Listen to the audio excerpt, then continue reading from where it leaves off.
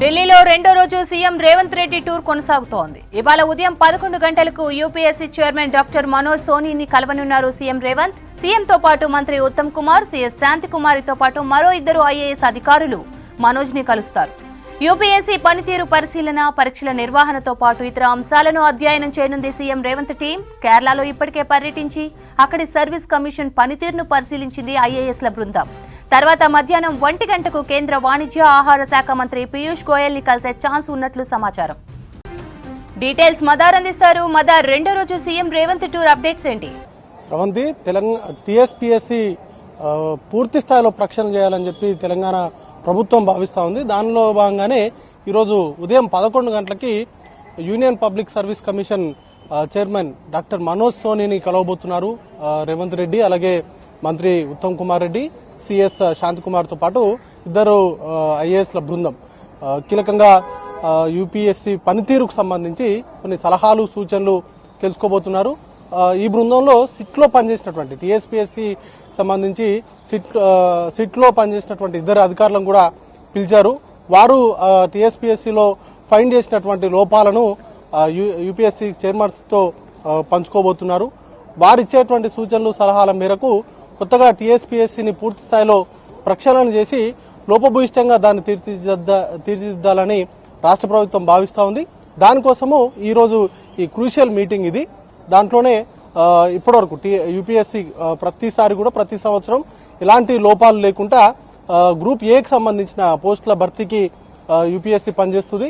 ప్రతి సంవత్సరం కూడా జాబ్ క్యాలెండరీ కావచ్చు, లేకపోతే పరీక్షల నిర్వహణ, ఇంటర్వ్యూలు ఇవన్నీ కూడా షెడ్యూల్ ప్రకారం నడుస్తూ ఉంటాయి.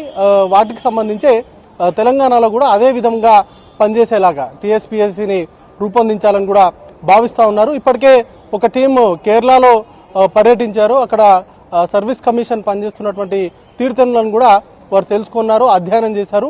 ఇప్పుడు వాటితో పాటు ఇప్పుడు యూపీఎస్సీ చైర్మన్ ఇచ్చేటువంటి సలహాలు, సూచనలు అన్నింటినీ కలుపుకొని ఒక ఎలాంటి లోపాలు లేకుండా టీఎస్పీఎస్సీని రన్ చేయాలని కూడా భావిస్తూ ఉన్నారు. వాటికి సంబంధించి గతంలో టీఎస్పీఎస్సీ పనితీరు పైన పెద్ద ఎత్తున విమర్శలు వచ్చాయి. గత ప్రభుత్వ హయాంలో పేపర్ లీకేజ్లు, లేకపోతే గ్రూప్ 1 లాంటి ఎగ్జామ్స్ను కూడా కండక్ట్ చేయలేనటువంటి పరిస్థితుల్లో టీఎస్పీఎస్సీ ఉంటే దాన్ని పూర్తి స్థాయిలో ప్రక్షాళన చేయాలని గతంలోనే కాంగ్రెస్ పార్టీ ఎన్నికల సమయంలోనే మేనిఫెస్టోలో పెట్టుకుంది. ఆ మేరకు వాటికి సంబంధించిన కార్యక్రమాలన్నీ కూడా వేగంగా జరుగుతూ ఉన్నాయి. చాలామంది నిరుద్యోగులు ఎంతో ఆతృతగా ఎదురు చూస్తూ ఉన్నారు. టీఎస్పీఎస్సీ ప్రక్షాళనకు సంబంధించి కూడా నిరుద్యోగ సంఘాల నుంచి పెద్ద ఎత్తున డిమాండ్ ఉండే వాటికి సంబంధించిన నియామకాల భర్తీకి సంబంధించి అది ఏ విధంగా కూడా ఉపయోగపడలేదు తెలంగాణ యువతకి, నిరుద్యోగ యువతకి అనేటువంటి అన్రెస్ట్ అనేది కూడా వాటిలో ఉండేది.